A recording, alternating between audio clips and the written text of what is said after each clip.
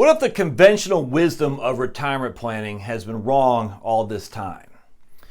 So I'm reading that book by Frederick Vetese, I'm not sure how you pronounce it, Vettese or Vettesse, I can't remember. It's a contrarian's perspective on the retirement planning scenario. It's incredible. It's he cited this study by a guy named, I think it's Matthew Walker from the Fraser Institute in Canada. Now, if you're not familiar with politics generally, never mind Canadian politics, the Fraser Institute is kind of like our version of the, I don't know if it's as far right as the Heritage Foundation here in the U.S., maybe the Heartland Institute, definitely a right of center think tank, a free market think tank. And I'm a fan of the Fraser Institute, as a matter of fact, and you should be too. You should definitely follow them. But this guy had written a few years back about the interest rates scenario and how the conventional wisdom of Keynes, Milton Friedman, everybody from the right to left, the old school economist, is going to be proven wrong. And we can see it in our very eyes with the Japan model. The demographic shift is so stark that the interest rates are going to stay low for an extended period of time. And no one has factored that into their models at all. And I'm subscribed to that theory. I'm unequivocally now. I'm subscribing to that theory of low interest rates for the duration, probably for the duration of my life, actually. And it's something that we have to contend with. All right, but now Frederick, going back to him, he talks about the consumption model, and I want to share that a little bit with you here today, because the historical way to look at it is and this is where, for me, why I'm so bullish on retirement planning. Because I remember when I read in 2006 or something like that, Larry Kotlikoff and Scott Burns' book, Spend Till the End, and they talk about consumption smoothing. And I'd never heard of that term before. And it was just so a radical difference from what the typical mainstream financial planners are talking about that I said, this makes sense. And so let me share how this works. We have our target income, and so an average income that we want over the course of our life cycle. All right, so let's just use Josh and Charlotte. We could say income. We could even say target income average. It doesn't really matter, target. But we're saying, look, on average, we're going to have this amount of income we need. All right, now the drawback is when we first start out, well, we're going to have a pretty significant deficit, and thanks to Miss Linda, who sent me these dry erase bar things from Florida. So we're going to have this pretty significant deficit. We're going to be a deficit spending because this is our income first starting out. All right. So, we have to make up this right here. We're going to make it up with a debt. But then slowly, all right, our income, as we pay off debt, we get older and make more money. Our income is now surplus. All right. And so what happens we're paying off debt, we're building up our surpluses, and we're building this account, right, which we're going to use to fund in our retirement once we go back into debt. But we're not going to take debt to fund this gap right here. We're going to use it from our surplus. We're going to spend it from there. And that's kind of like the old school consumption model of retirement planning. You have a straight, kind of like a target approach to your overall life cycle income. We'll say $50,000 a year, whatever you want. Right here, you're making 25. Right here, you're making 75. You're using your surplus to pay off debt and to save more to put this side account, which will be going to pay off. When you have your deficits here. All right, you're not taking on any debt.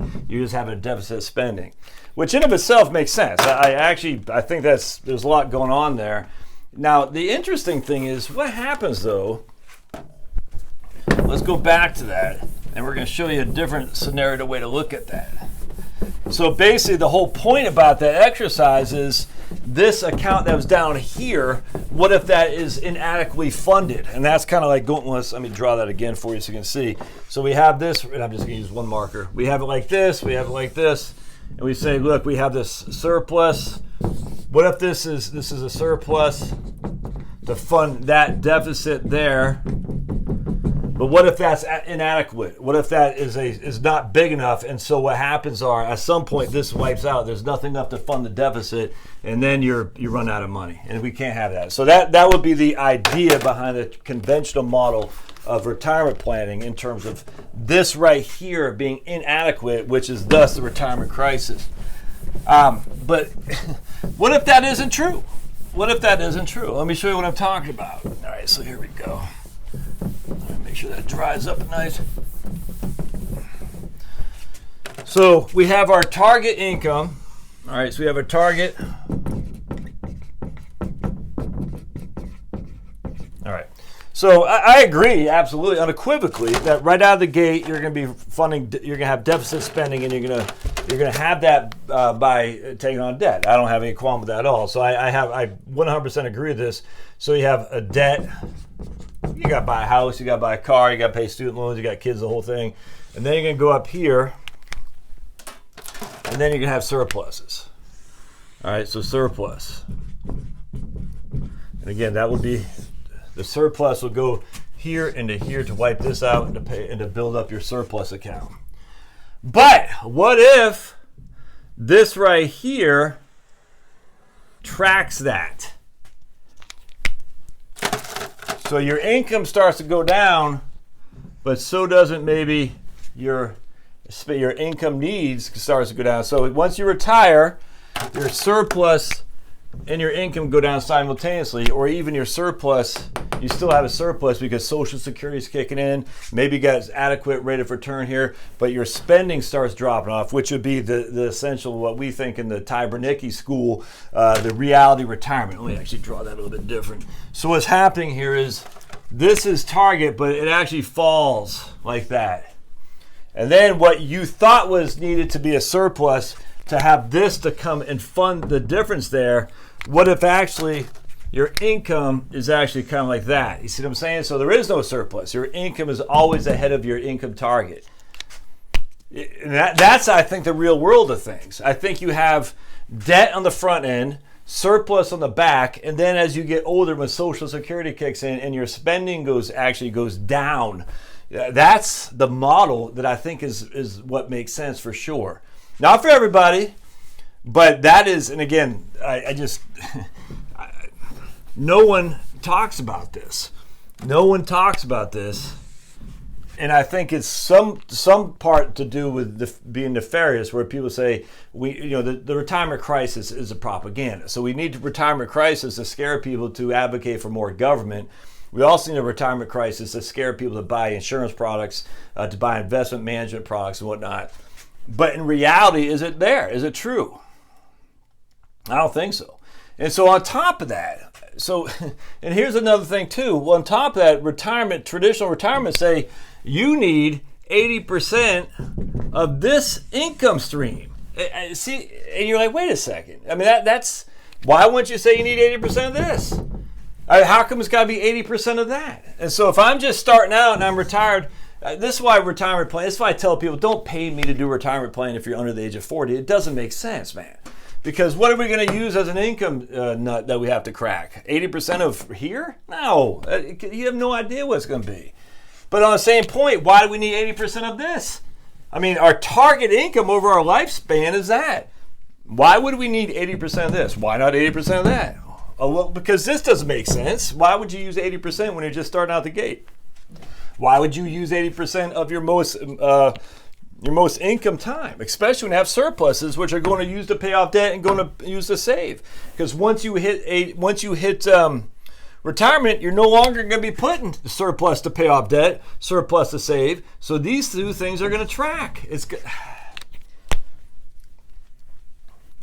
So for me, I'm a very visual person. So I'm reading these books and I sit there and I say, okay, how can I visualize this on a whiteboard?